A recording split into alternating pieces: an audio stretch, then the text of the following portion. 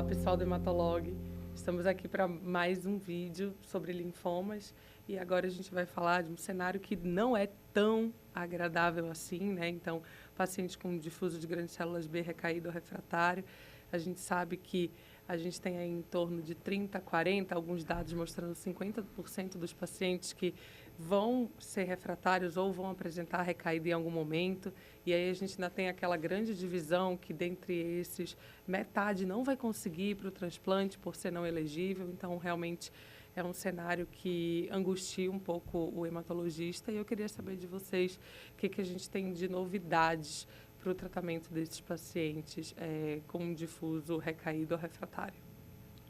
Olha, a gente tem muita coisa, né? Eu acho que a gente pegou uma era boa aí, até de surgimento de drogas para linfoma difuso recaído e refratário, né? Então a gente tem, principalmente, anticorpo droga conjugado com polatuzumab. A gente tem os bispecíficos que chegam agora fortes, né? Com dados bastante interessantes.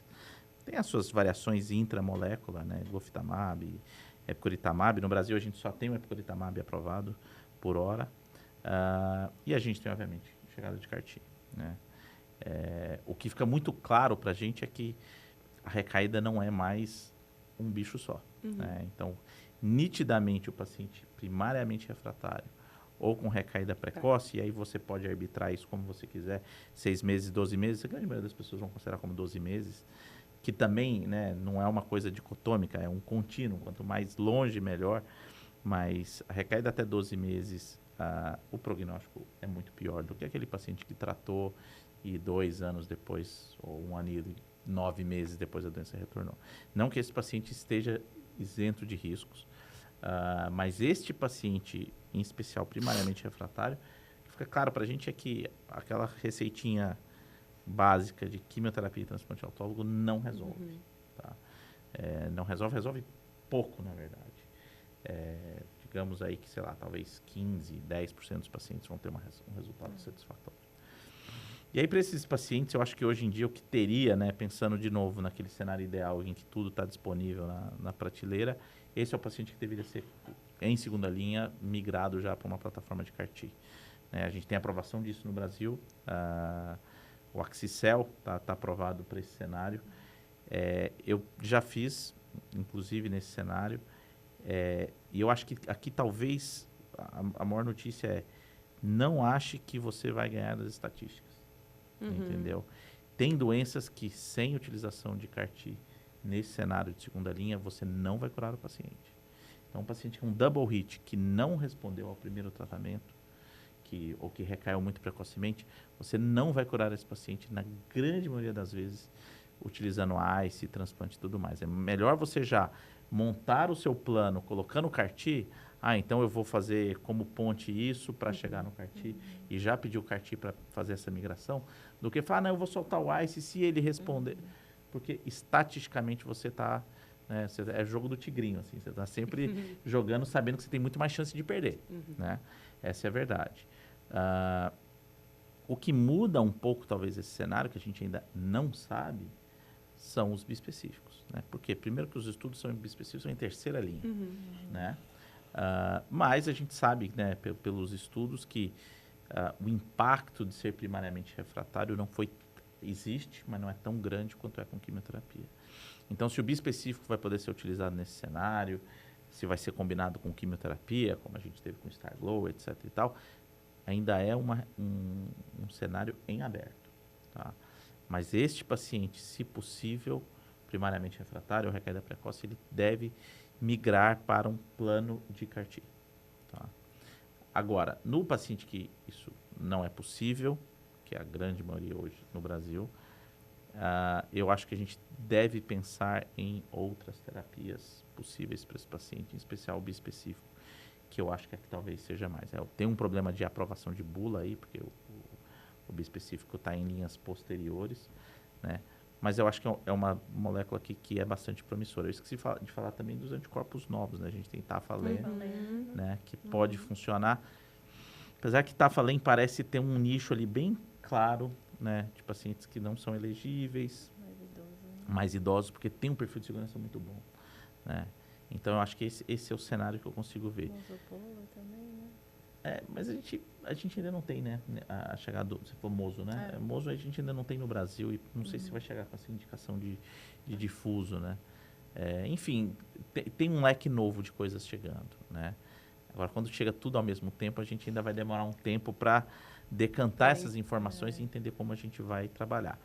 A minha impressão é que, tirando o CAR-T, que eu acho que já está muito claro as indicações e quando utilizar, a gente vai ter mudanças muito grandes no jeito que a gente trata com o bispecífico. Eu acho que, de novo, usar mais precocemente, provavelmente em combinação com quimioterapia, vai ser o cenário, né? A gente teve o StarGlow, que combinou glofita com GMOX, que é um dado super interessante, mas que também, assim, né, isso precisa ser mais popularizado e ficar mais fácil de ser feito.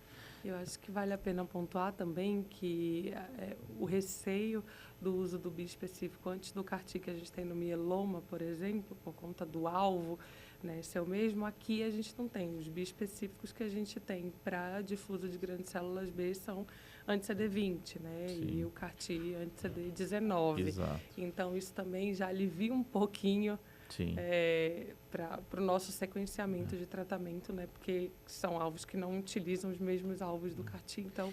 E mesmo para as terapias que são anti-CD19, né? A gente tem duas, que é o TAFA e o LONCA, as recaídas não demonstraram perda de CD19, né? CD19 é um marcador meio constante. E mantido a despeito de várias terapias. Perdeu 20, isso não é nenhuma novidade desde que a gente utiliza rituximab, 20, 30% dos pacientes em algum momento vão perder. Isso claramente está relacionado a um pior prognóstico. Mas também não sabemos, isso é uma coisa meio maluca que eu vou falar, a gente não tem dado ainda para falar se o paciente que perde CD20 não vai responder a uma terapia anti-CD20. Né? Então, no estudo, né, pelo menos do epcoritamab, não tinha essa análise de biópsia de todo mundo para ver se tinha ou não o CD20, para saber. O que eu acho, pessoalmente, que eu faria, né, nesse cenário desafiador, se o paciente claramente perdeu o CD20, eu não utilizaria o CD20, né, o bispecífico, mas também eu não sei se você tem um paciente com uma expressão parcial ou com uma perda parcial, eu acho que provavelmente eu tentaria também, porque eu acho que os bispecíficos ainda são das novas moléculas as que tiveram resultados melhores. Então, a gente não pode também simplesmente, né, falar, não vou fazer, não funciona bem assim, né? Então, é isso. E, obviamente, esse paciente que recaiu mais tardio, ele respondendo, em especial se ele tiver uma resposta completa, eu acho que ele ainda pode ser, sim, considerado um transplante autólogo. Né? Tem um trabalho grande do EBMT, que deu uma super discussão, justamente mostrando que pacientes que resgataram com químio e atingiram resposta completa, o autólogo foi até superior ao CAR-T. Tá? Superior eu acho uma palavra muito forte. Mas, obviamente, se esse paciente não responder, ele entrando em terceira linha, aí eu acho que, de novo, a gente tem bispecífico, mas a gente claramente tem indicação de também fazer CAR-T para esses pacientes. E as drogas estão vindo com um perfil de segurança bom, que a gente acho que talvez tenha importado bastante do aprendizado que a gente teve com o CAR-T, né? Então, o fato de vir depois do CAR-T ensinou bastante para a gente. Então... Eu acho que, você falou, o perfil de segurança bom, eu acho médio. Mas, não, tirando, obviamente, TAFA, eu acho que tem um perfil bem razoável, assim, bem previsível. Bispecífico, eu acho que a gente tem a sorte de ter feito o CAR-T primeiro, né? Então, mas aquelas mesmas complicações, principalmente CRS, né? ICANS é bem incomum. Mas com manejo um pouco, uma mão de manejo um pouco Exatamente. melhor. Acho que esse que é o ponto. Mas a gente também tem que fazer uma meia-culpa aqui, que a gente está num centro que tem uma cultura de CAR-T forte. Né? E pensar que essas drogas vão estar disponíveis para todo mundo. Então, é importante, talvez o mais importante, ter sempre ali os seus fiéis escudeiros que sabem o que fazer. Então, a enfermagem tem que estar bem treinada, a farmacêutica tem que estar bem treinado. Você tem que ter uma equipe de terapia intensiva que está familiarizado com as coisas. Equipe de neurologia. Equipe de neurologia, equipe de infectologia. principalmente ali no do mieloma, mas também no de linfoma. Então, realmente vira um trabalho de time, né?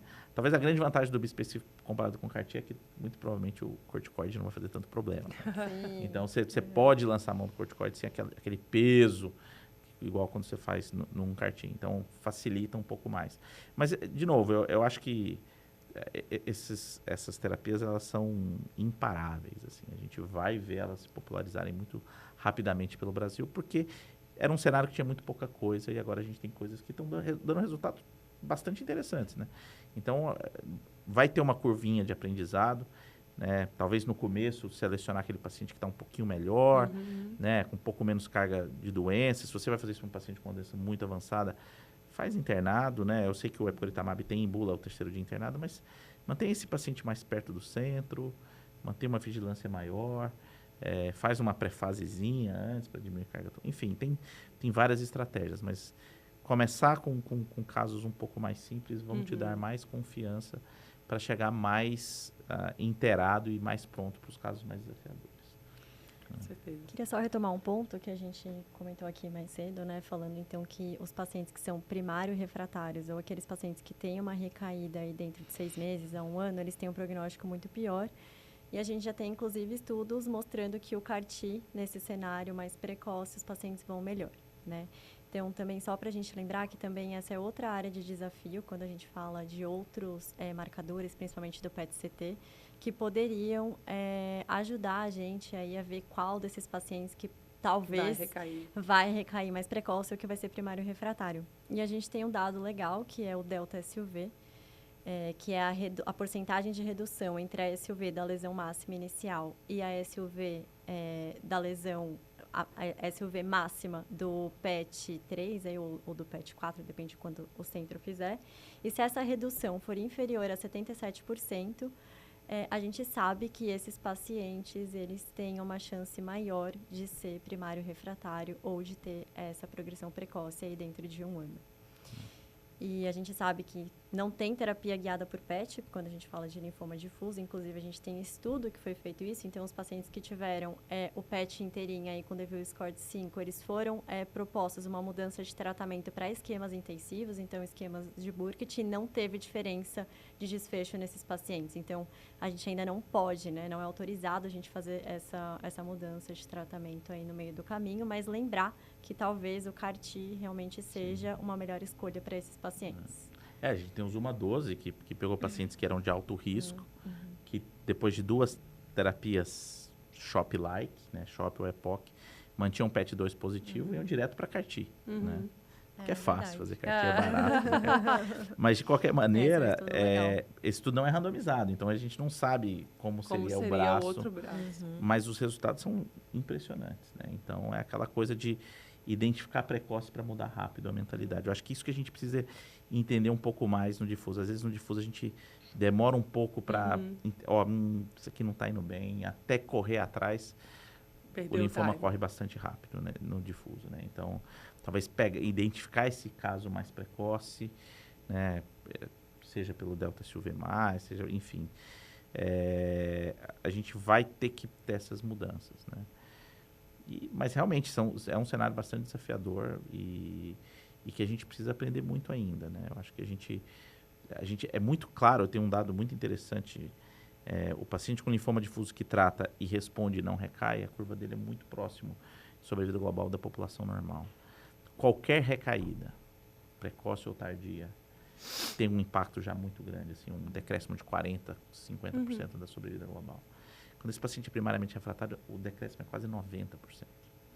Então, assim, a gente realmente vai precisar melhorar o tratamento de primeira linha para achatar esse grupo, né? Mas entender melhor o que fazer para esses pacientes, porque a gente ainda está engatinhando para melhorar esses resultados.